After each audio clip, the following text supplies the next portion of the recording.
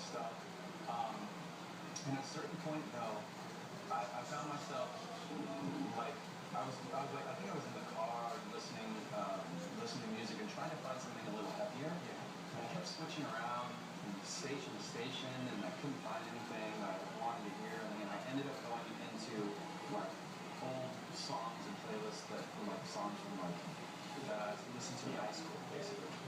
And I thought to myself, like, this is weird, like having to go back to music that's kind of so old that people aren't making it right now. And we realized, all of us realized that that harder rock, heavier scene is kind of there's not a lot of bands doing it, and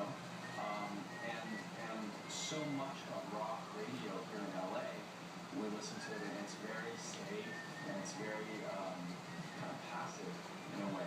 So we just decided, well, this is something we want to hear, and we can't find it like the flavor of it that we like, and that's always the moment for us where we decide to go on a record and decide to make a record that sounds that we want to find that thing. And music, in history in general, you can see that it's always kind of repeated after a couple of years or probably a decade. Do you think that the future of the music right now, that it's so mixed up between rhythms, between genres, is gonna again separate? It's a great question. I think music, just like anything else, there's always a balance. And when things get too heavy on one side, the scales kind of will correct and sometimes overcorrect, and that's one of the things, like in the creative process, that I think is the most fun, is just seeing, at least with our group of guys, seeing us go through those movements where we're kind of feeling, we've tired ourselves out on this particular road, so let's move and let's go somewhere where we're excited again. Let's shift and do something that's on the other side of the scales, and let's do that for a while, and then just kind of being able to be in that flow and almost adaptable, I think for us keeps it fun, keeps it exciting, keeps us interested in music, in what we're doing. And if you can't be enjoying this job in music, then you're screwed. Like, what the hell are you doing? Right? So.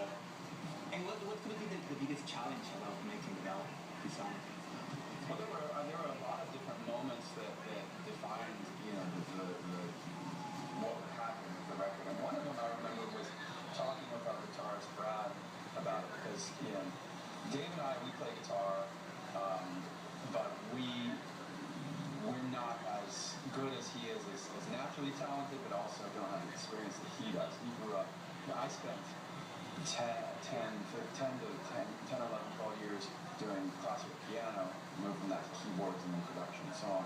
But Brad had that much experience playing guitar. And when Dave told me one time that when they first started college, Brad was the best guitarist he ever met. And I remembered that and thinking, like, wow, if I was a Linkin Park fan, I wouldn't, even if I knew the band pretty well, I wouldn't necessarily think he was like one of the best guitarists that you ever met.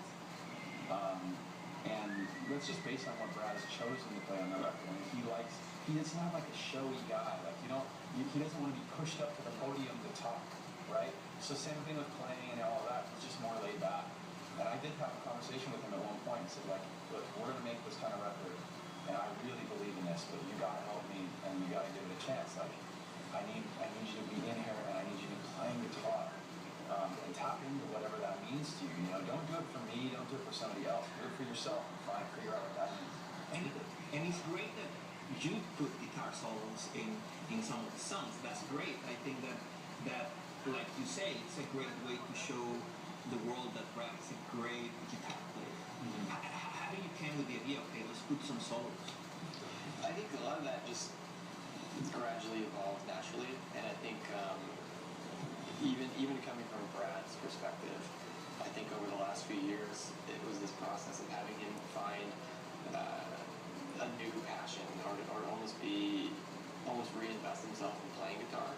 He just got to a point, I think, where he was burnt out and wasn't enjoying what he was doing so much, and in this process, he really found a new way to approach what he was doing and to just get himself excited about it again, and so that lent itself really well to certain places and certain songs, experimenting with different things, guitar-wise, sound-wise, and that really helped flesh out a lot of the ideas that made the record.